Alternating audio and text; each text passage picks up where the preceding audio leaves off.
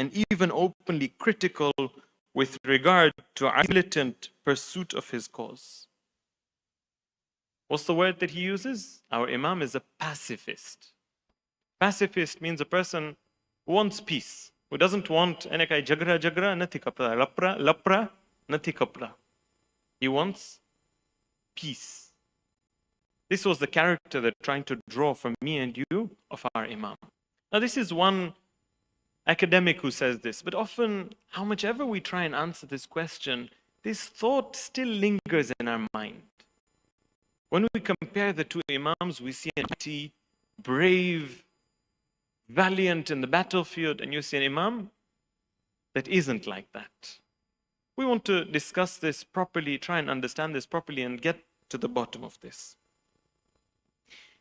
This understanding that's been presented, and by the way, you'll find this in different thinkers, whether they are Shia, who do not understand the ranks of the Imam properly, Sunni, or even non-Muslim like the one I quoted for you. This is the opinion they're presenting. Obviously, this is clearly against what we understand of our Imams. What we understand of our Imams, and this is a very important discussion, and this is something that we have to truly believe in and allow. I want to present the hypothesis, I want to present what we believe in, and then we'll discuss this to allow for this to sink in. What is this? That the Imams are divinely appointed individuals that are there to show us Allah's orders in practice.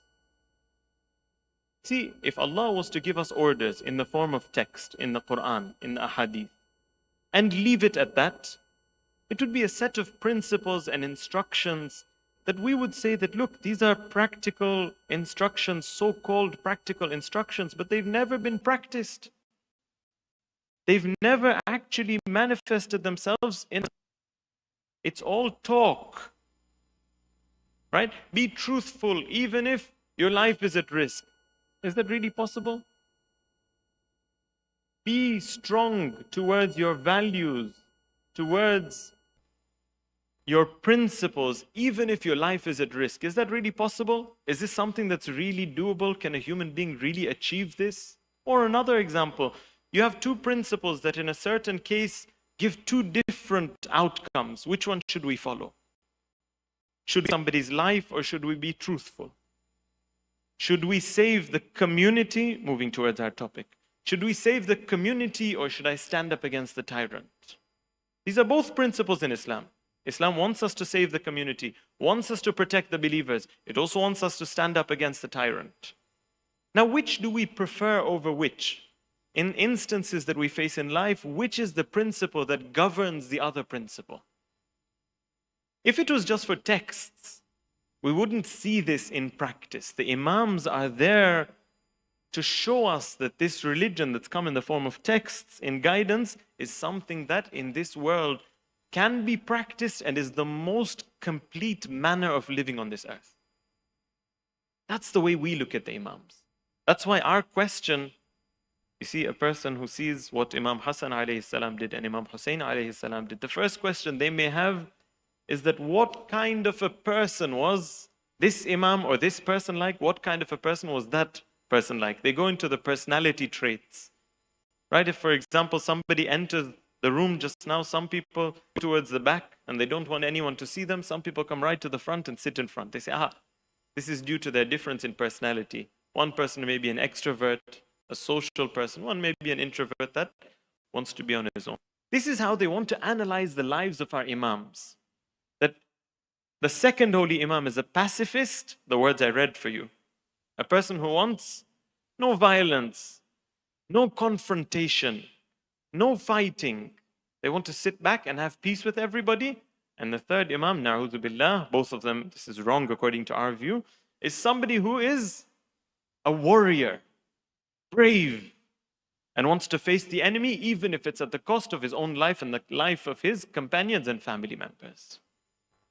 But our Aqidah doesn't take this. Our Aqidah says the Imams are divinely appointed and their actions are the true manifestation of the best way a human being can live. So our question changes. What is our question then? Our question is no longer what personality did the second Imam have and what personality did the third Imam have. Our question should be, what were, it would be nice if you suggested it as well. What is the question that we have? What were, I heard somebody whisper the word, what were the circumstances? What were the circumstances that our second Imam took this step, and what were the circumstances that our third Imam took this step?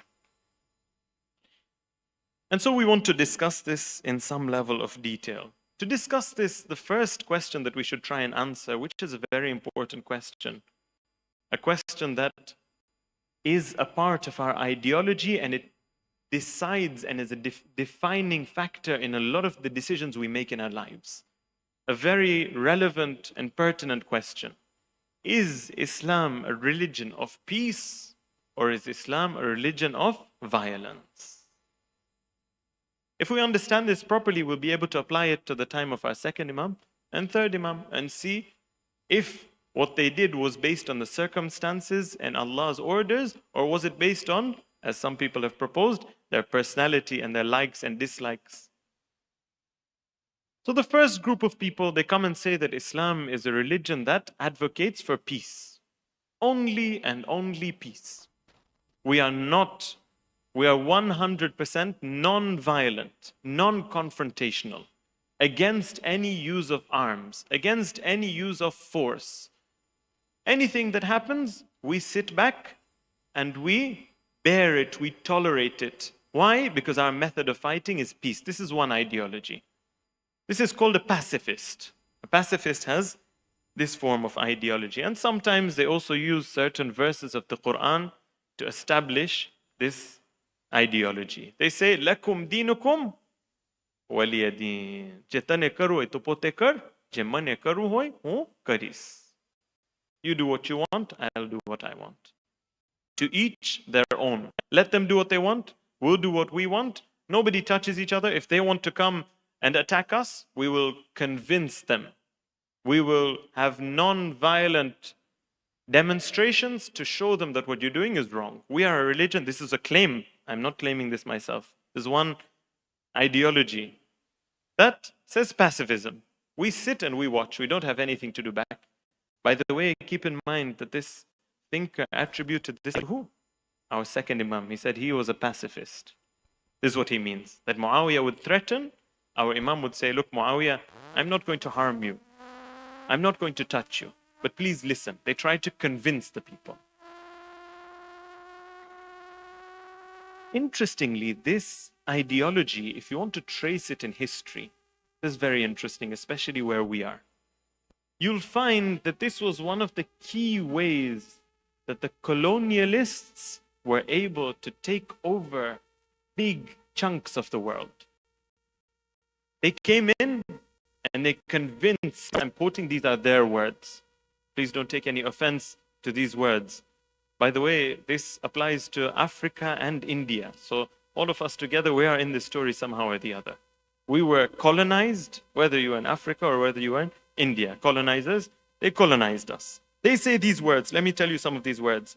We have come to your countries to educate the tribal, chaotic, and backwards people. We want to end savage practices. They came with these banners. And guess what? Because we saw education the way they were presenting it. Of course, I'm not talking about me and you. Colonization didn't happen in our day and age. I'm talking about our forefathers, our grandfathers. And some of them obviously fought in their own respect. I'm talking about the general group. When they came with this claim that, look, you people are backwards, you people are uneducated, you people are chaotic, you don't know how to run a society. We are educated. We have the better skin tone. We will teach you how to run your society. Point number one, they told us is stop violence. All of these killings and all those that you have, these are violent. You guys have to put aside violence and become people that are pacifists. What did this do? This caused the people that were colonized at that time to reach a state where they accepted this, and it allowed these colonizers to colonize continents, let alone countries. Why? It's very easy, right? If you have an enemy in front of you, if you convince them that, look, put down your weapon, put down your resistance, stop resisting.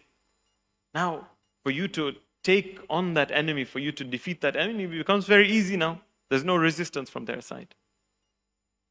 And this is exactly the flaw of this ideology.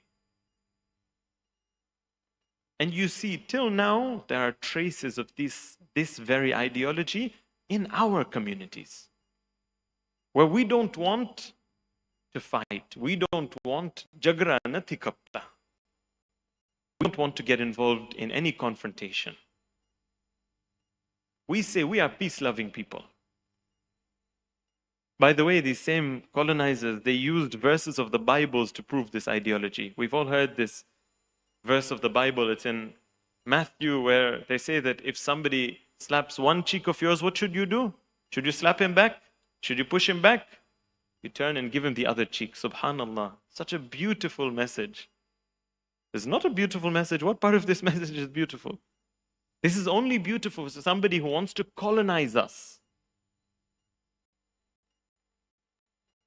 Why am I speaking about colonization? Colonization hasn't passed. Today, they want the countries in the world to all disarm, to drop their arms. You see, what did they tell Hezbollah after the ceasefire? Hezbollah must drop arms. What did they tell Hashd al-Sha'bi in Iraq? Must drop arms. What does it tell Iran? Iran, they can't say drop arms. It's difficult. So they tell them, you need to reduce your missile program, your nuclear program. They want us to reduce our arms. They want to basically disarm us. And on that side, you find the biggest military spenders in the world are those same countries that are telling us to be pacifists. Wow. How does that work? You want us, but you can have all the arms in the world? You understand that this is an ideology they're trying to put on us. Pacifism is a very, very dangerous ideology. In our communities, if we find ourselves to be pacifists, we need to rethink things. Keep in mind, we're talking about our second and our third Imam. This person, this academic, calls our Imam a pacifist. Na'udhu billah, can you agree with this claim? Can you agree with this attribution that our Imam was a pacifist? Of course not. And of course, if anyone has any doubt about Islam's view on this topic, they should note that Islam is very clear that this is not our religion, this is not our school of thought. Surah Anfal, verse number 60, this is one of the verses that, very powerful verse. These people will try and hide this verse from the Quran. Maybe we haven't even heard this verse properly. Anfal 60. أعوذ بالله من الشيطان الرجيم وأعدوا لهم ما استطعتم من قوة. Allah says, prepare, make provisions for the enemy of Allah, how much ever you can, in terms of strength. Allah, does this mean swords? If it's a time of swords, strength is swords. Does this mean missiles? If it's a time of missiles, missiles is strength. Min quwwah. Why Allah? Allah goes on, وَمِن رِبَاطِ الْخَيْلِ. Why? تُرْهِبُونَ بِهِ عَدُوَّ اللَّهِ وَعَدُوَّكُمْ. Through these provisions that you've made, you put fear in the hearts of the enemies. Now the colonizers, we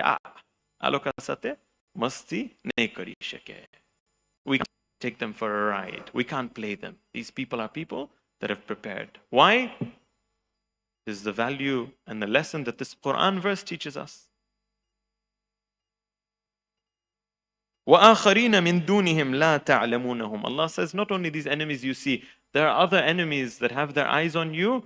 When you prepare yourself, you're not a pacifist. Those people are also now fearful of you. People that you don't even know, you can't even see. Surah Tawbah, so many verses in Surah Tawbah against this ideology. It's surprising why some people really think this is Islam's ideology. You have to edit, I think, at least 1/10 of the Quran you have to put aside if you accept this ideology. Ideology that's being promoted. Islam is a religion of peace. Islam is a religion of peace. Let's understand what this sentence means.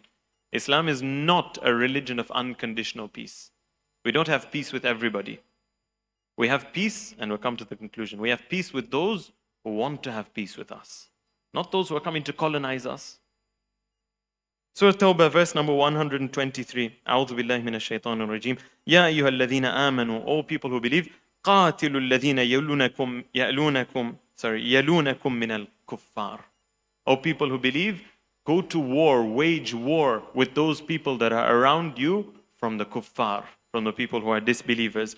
وَلْيَجِدُوا فِيكُمْ غِلْظَةً. These verses are not recited for us. They should see a sense of being tough and severe from you. Why? وَعْلَمُوا, and know أَنَّ اللَّهَ مَعَ الْمُتَّقِينَ. Know that Allah is with those who are pious. Allah, piety was in the mosque, piety was fasting, piety in the battlefield. Islam is not a pacifist religion. Piety encompasses the whole of our lives.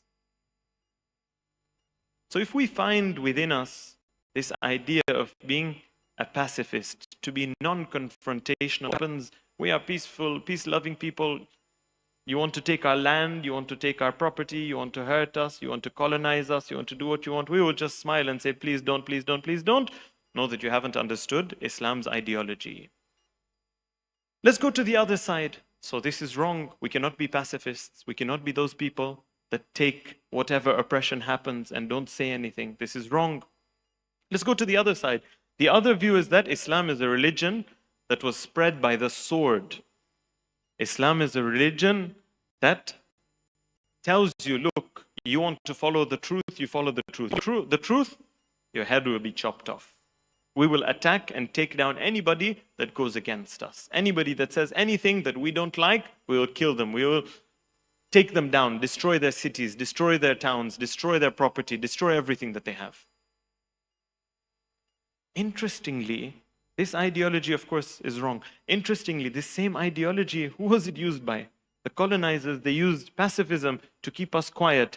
The same people have said in history that they created militia and militant groups like ISIS, like Taliban, like Al-Qaeda, that did this, right? That spread an amazing amount, a crazy amount of violence in the land. They said themselves in their presidential debates when they fight with each other, they say, we made this ISIS ourselves, we made Al-Qaeda ourselves. So this is also an ideology that they produced. What's the benefit of this ideology? Pacifism was supposed to keep everybody quiet, right? Now, after you've kept everybody quiet, sometimes there are springs of people that show a bit of resistance. We need some violent bandits to enter, people who you can use whatever word you want for them. They need to come in and wipe out whatever can be wiped out. They need to finish off the cities and the towns. People who will not differentiate between a child and an adult, will not differentiate between a civilian and a soldier, will not differentiate between a person who's not guilty for anything and a person who's committed a crime. They come in with their artillery, with their weapons, to wipe out whatever's in front of them. This is also wrong. We look at the Holy Quran. This is clearly against the Holy Quran. Islam is a religion that you see in the Holy Quran when the opposition, when people that are against us on the other side of us, multiple verses. There's 5 verses I've brought over here. I'll just mention 1 or 2. It's mentioned that when the people against us want peace, that's the time we have peace with them. We have no reason to go and be violent and hurt people that are innocent and want peace. In a verse in the Quran that somebody comes to one of the Imams and asks about this verse, and the Imam replies that there are times where there are people in your opposition that do not want to join your ideology, do not want to become Muslims, do not want to become believers in the Prophet, but they also don't want to side with your opposition. There are people that are neutral. They want to call themselves neutral. The Holy Quran and the Ahadith tell us that as long as these people don't side with your opposition, your enemy, leave them alone. Islam is a religion of peace, yes. But with who? With those people that want to have peace with us, we have peace with them. It seems quite obvious, right? That people who don't want to have peace with us, we don't have peace with them. How can we allow them to do what they want and we just sit back and say, turn the other cheek to them? Doesn't make sense. But this is the ideology they fed to us for so many years that we start believing this ideology. Look at this verse. It's very beautiful because of a concept at the end of the verse. You can guess the concept at the end of the verse because I spoke about the concept a few minutes ago. Surah Tawbah, verse number 4. أعوذ بالله من الشيطان الرجيم إلا الذين عاهدتم من المشركين ثم لم ينقصوكم شيئا. The exception of those who we wage war with are those people that you've signed a treaty with. And these people do not cross or transgress this peace treaty. وَلَمْ يُظَاهِرُوا عَلَيْكُمْ أَحَدًا. And these people do not put anybody against you. فَأَتِمُّوا إِلَيْهِمْ عَهْدَهُمْ. Complete this peace treaty, If they uphold it, we'll also uphold it. إِلَى مُدَّتِهِمْ إِنَّ اللَّهَ يُحِبُّ الْمُتَّقِينَ. Subhanallah, this is the beauty of our religion. It's taqwa to go to war at the time of war. It's taqwa to hold a peace treaty the time of peace treaty. Circumstances, this is what it means. Time where taqwa would be that you have to go to war. If you don't go to war, if you become somebody that wants to uphold peace over here, you're going against taqwa. You're not doing your responsibility towards Allah. And there's a time when a person must uphold a peace treaty. This is the Quran speaking. And here, if a person breaks the peace treaty, they are not upholding taqwa. They're not doing their responsibility to Allah. This is the beauty of our religion. Every circumstance and every situation has its own form of obedience to Allah. So what is right if this is wrong? Pacifism is wrong and violence is also wrong. What's right? Islam says neither of these are intrinsically right. Don't look for one answer that is always right. Nor are we always peaceful, come what may, nor are we always waging war, come what may. Each has its own time. What is the time for each? If we find the answer to this, then we can try and apply it to the time of our second and third Imam and see, are we being biased when we say that the Imams both did their responsibility, or have we understood it correctly? Islam says that we want peace for everybody. We don't want bloodshed. We do not want violence with anybody. That sounds like pacifism, right? No, it's got an exception. Except in the face of an oppressor. Except in the face of somebody who's now stepping into our rights and transgressing the border of ours. With such a person, if you go to take the approach of pacifism, where you sit back and watch, imagine them to steal from your house. And you tell them, Jo, bo neile, khali ardu gar tamaru, ardu maru. He'll come and take the other half as well. You're allowing them to come in. If you tell them that half the house is yours, look, I'm not a violent person. You've come to take my house, look, let's do half-half. Let's do half-half. You take half, I take half. They'll be happy at that point. They'll take half the house. Now, tomorrow when you're in half your house now, what stops them from taking that half as well? You've allowed for it to happen. You've not shown any form of resistance. You've not shown any form of being strong and putting fear in the heart of the enemy. Of course, then they will come and take over everything. Of course, we'll be colonized. Of course, we'll be weak. Of course, they'll be superior if we keep allowing them to do what they want and form of resistance. So Islam teaches this principle to us. It says there's a time for peace, and that's what we want with everybody. Anybody that doesn't have anything to do with us, anybody that doesn't have anything to do with realities and the truth, we don't have any issue with them. But people that want to come and oppress, that want to twist realities, that want to change realities, that want to speak against the religion, that want to speak against us, this is where now we do not accept. Surah Tawbah, verse number 12, explains this. أعوذ بالله من الشيطان الرجيم وإن نكثوا أيمانهم. But if they break their promises, من بعد عهدهم وطعنوا في دينكم, and they come and throw issues and start insulting your religion, our religion is very important for us. These are our values. Don't say they don't come and touch our land anymore. If they touch our values, essentially they're taking over us. The whole land is theirs. وَطَعَنُوا فِي دِينِكُمْ. If your religion is being attacked by them, what should you do? فَقَاتِلُوا أَئِمَّةَ الْكُفْرِ. This is the time where now we go to war with those leaders of the disbelievers. إِنَّهُمْ لَا أَيْمَانَ لَهُمْ. These people, now we don't have any peace treaty with these people. Why? Oh, we're becoming violent, huh? Now this is, dil ne khush kari na kuch hai. You want to relieve your anger? لَعَلَّهُمْ يَنْتَهُونَ. This is so that they stop attacking. Look at the beauty of our religion. Look at the beauty of these ideologies, and look at the middle path that Islam proposes. Surah Nisa, verse number 90.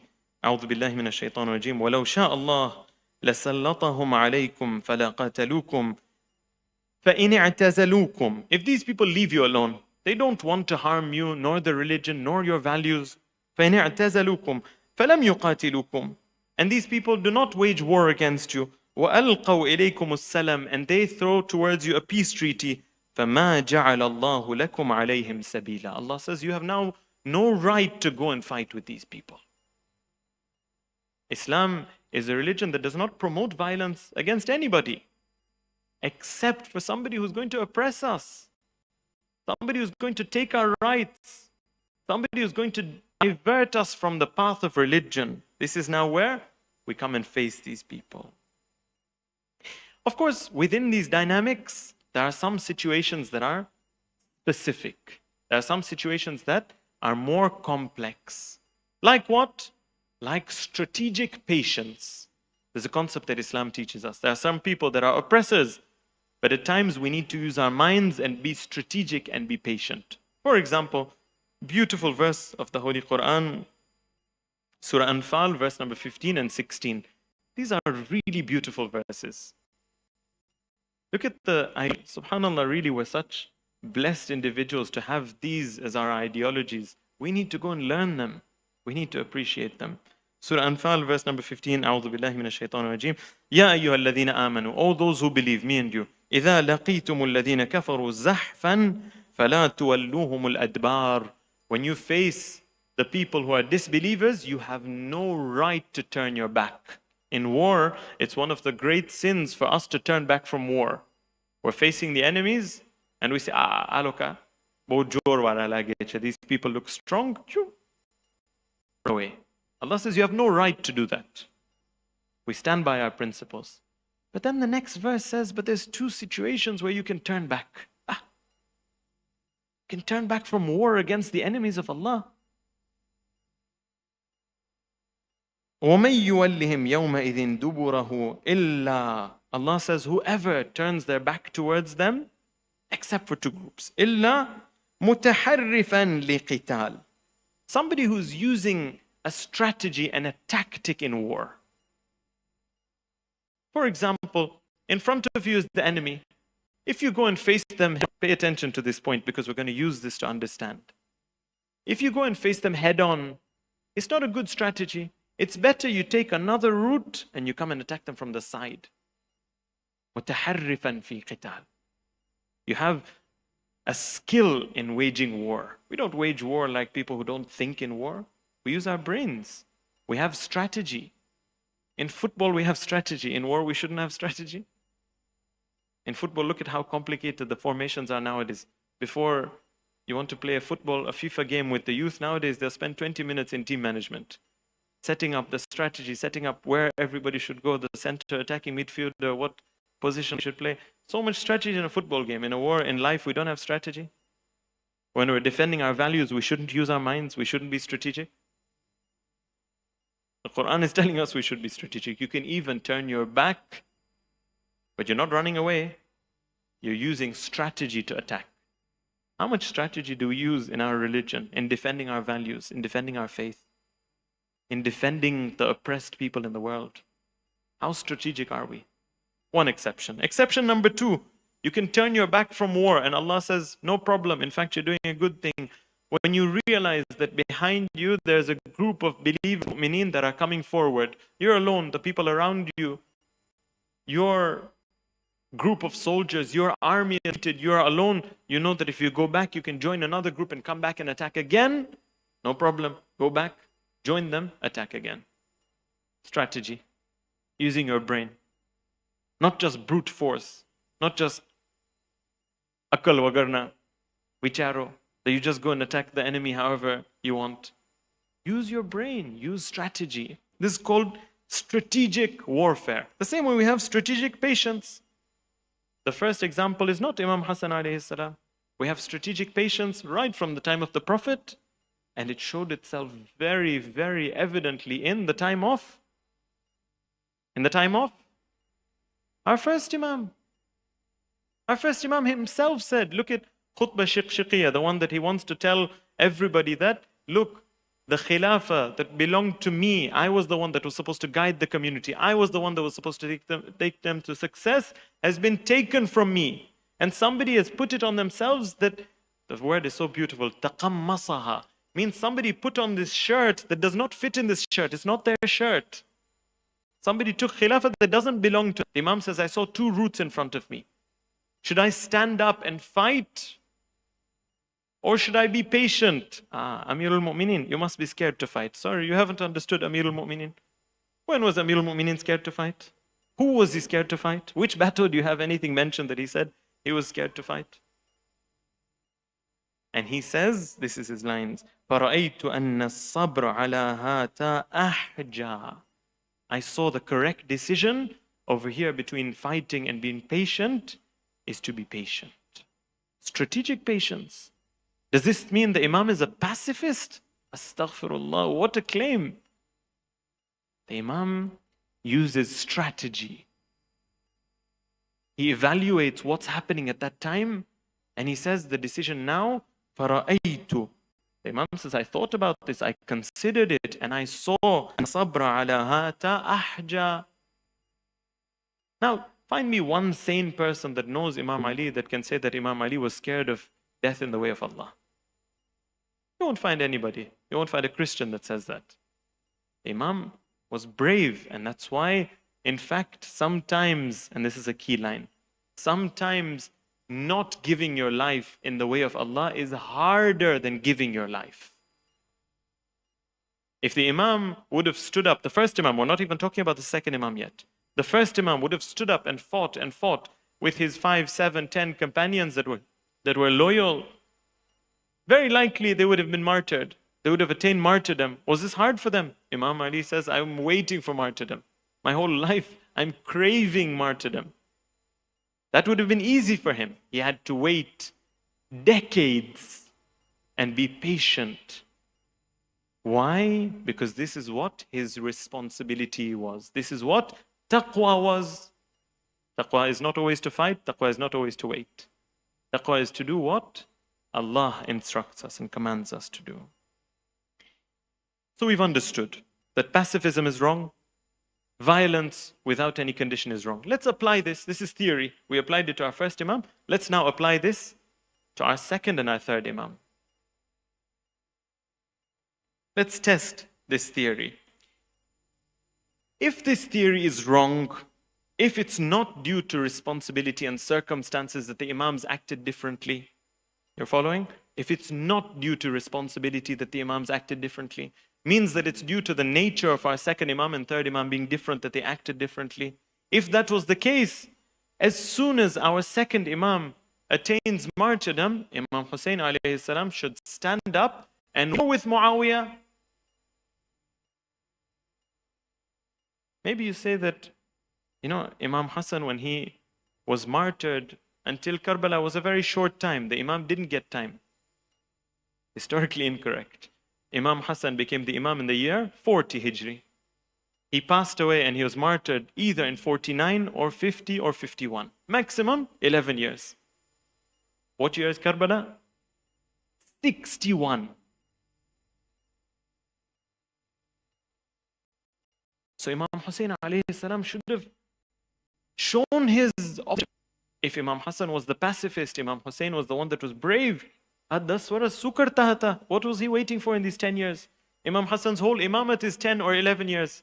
9 or 10 or 11 years. What was the Imam waiting for 10 years? That he waited until 60 Hijri for Muawiyah to reach his pit where he deserves to be. Why did he wait until that day for him to now oppose Yazid and stand up? Interesting.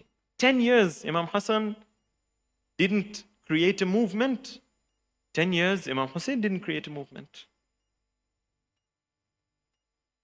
So was it due to their nature? If their nature was different, then 10 years is a long time to wait. Okay, you wait 1 year, you wait 1.5 years, you wait 2 years. 10 years doesn't make sense. And let's flip the theory. If this theory was correct, another result of it would be that Imam Hassan alayhi salam in his life would never have gone to war, never taken any bold and brave steps to fight the tyrant.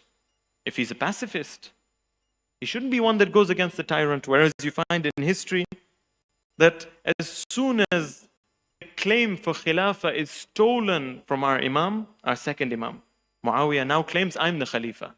Whereas the Muslims had already given bay'ah to our second Imam. In fact, even our Sunni brothers believed that the second Imam was the Khalifa after our first Imam for a period, a short period of 6 months or so. Now, when this happens, the Imam should have stepped back. But you find when the Khilafah was stolen, the first thing is that the Imam calls a group of people together and says that we want to wage war against Muawiyah, we want to move towards Muawiyah. The Imam is showing history. Look at this, that the Imam calls the people and he gives them a lesson. قَدْ دَعَا إِلَىٰ أَمْرٍ مُعَاوِيَةٍ قَدْ دَعَا إِلَىٰ أَمْرٍ لَيْسَ فِيهِ عِزٌّ وَلَا نَصَفَ. Muawiyah has called us towards something that doesn't have honor and strength in it, no fairness in it. He's made his own decision. فإن أردتم الحياة قبلناه منه وأغضضنا على القضاء وإن أردتم الموت بذلناه في ذات الله. The Imam is giving a fiery speech. Pacifist, yeah, right. The Imam is giving a fiery speech and saying, oh people, if you want to live in this world, then that's what you've chosen. I don't have an army. But if you want to give your lives, if you want to stand strong, let's go face Muawiyah. The people start calling out, فَنَادَ الْقَوْمِ بِأَجْمَعِهِمْ. The people of Imam Hassan's time. They all start calling out, Al-Baqiyya wal-Hayat. Baki rehuche. We want to live on. We want Hayat. We don't want to come and fight with you, Imam. These are the companions of our second Imam. And you find the flip in the companions of our third Imam. The third Imam's companions. The second Imam is telling the companions, let's go for war, join me. They say, we don't want to come. The third Imam, he tells his companions, leave. I don't want you to be in the war tomorrow. To test them, they all say, oh Imam, where do we go to if we leave you? So the two key factors that caused, as a conclusion for everything, that caused the difference in this circumstances. Number one, Muawiyah was a tyrant that showed a good face, that had the respect of the Muslims apparently. Fighting against him would have had repercussions for the Muslims.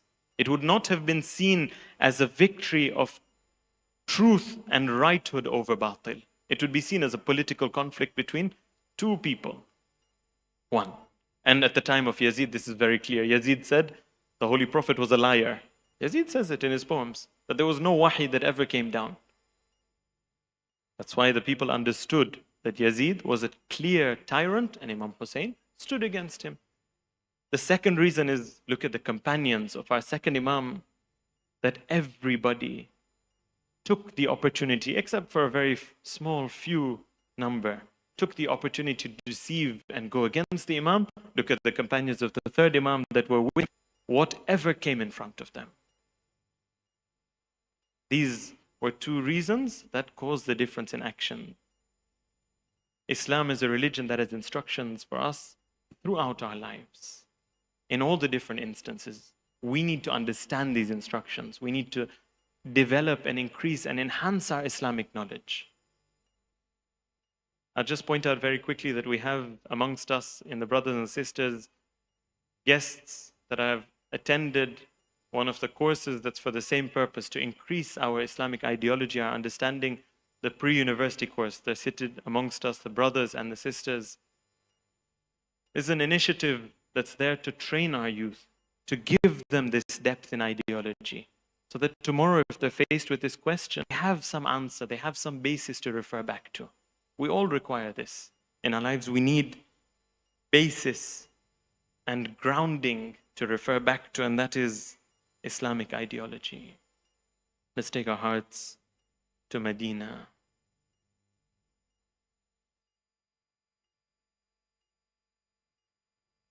Sallallahu alayka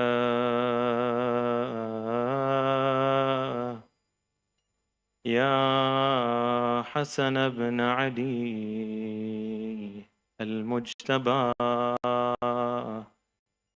al-Mamum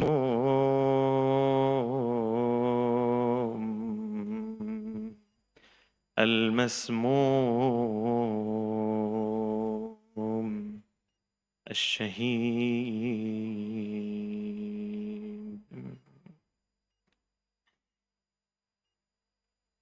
Our second Imam didn't have loyal companions around him. But this wasn't only on the battlefield. The disloyalty to the Imam reached the house of the Imam himself. It's mentioned that Muawiyah paid the wife of Imam a large amount, promised her marriage with Yazid in order to poison the Imam. Oh believers, look at this sentence. The Imam says, لَقَدْ سُقِيتُ السَّمَّ مِرَارًا. I've been fed poison multiple times. This isn't the first time they tried to martyr the Imam. مَا سُقِيتُ مِثْلَ هَذِهِ الْمَرَّةِ. But nothing reaches how I've been poisoned this time. لَقَدْ قَطَعَتْ. Do you have the strength to listen to this? لَقَدْ قَطَعَتْ قطعة كبدي. My liver has been cut up into pieces.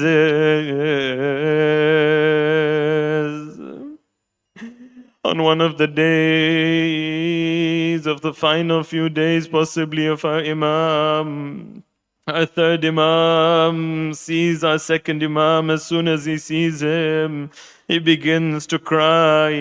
The second Imam turns to him and tells him, "Oh Hussein, oh Hussein, why are you crying?" He turns to him and he tells him, "Oh my brother Hassan, أبكي لما يصنع بك."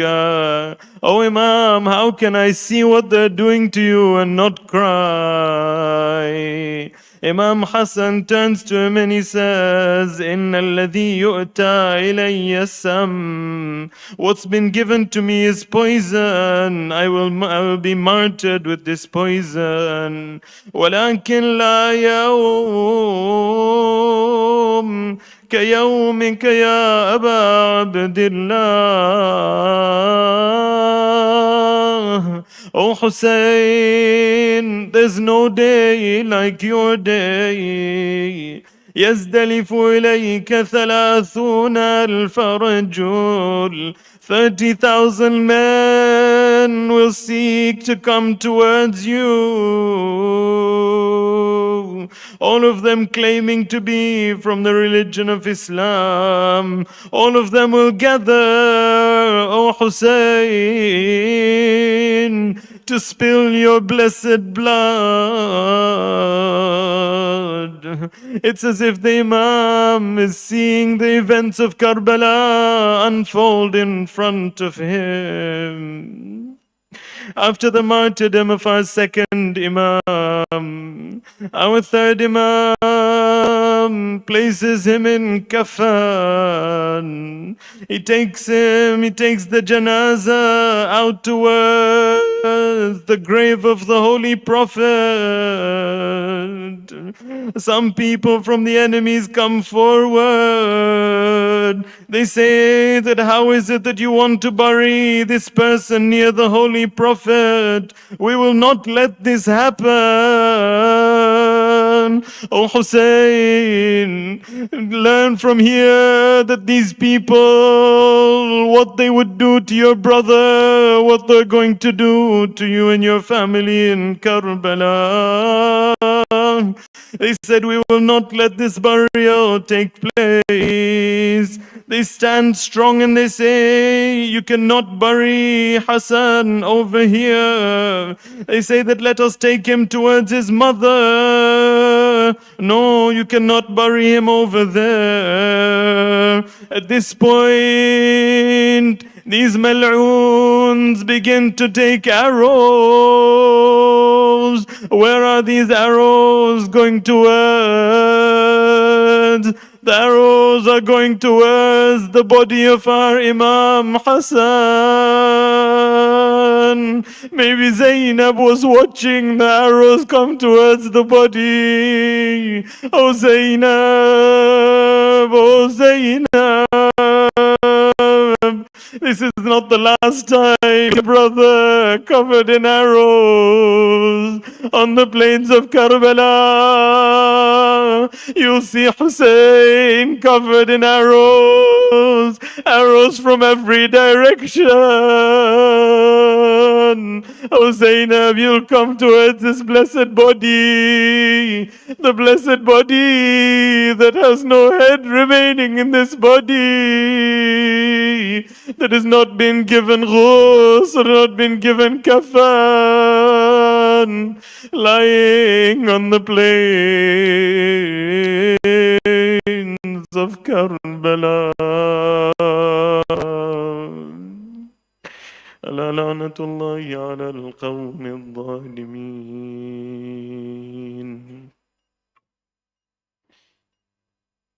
الفاتحة.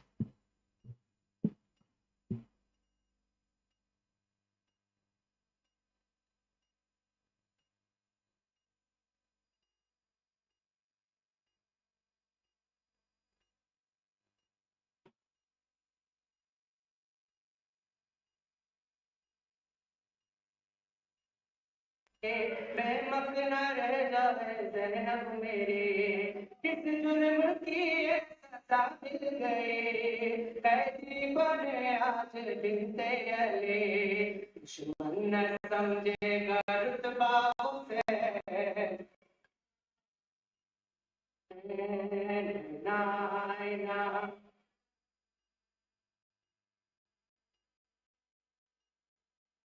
कातिल खबर नहीं और मोहम्मद को असगर नहीं, लाशे बिखरी मगर sir नहीं, sir पर सकीना के चादर नहीं, हाँ लुट गया तेरा खून बाबू से,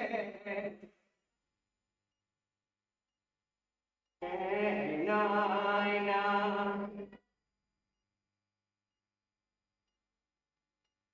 करबल में माँ के नाद से, आगोश अहमद के बाद से, रब की रिज़ा पाने वाले से, है मुतमइन नास वाले से, कितना ये मोहकम है रिश्ता से।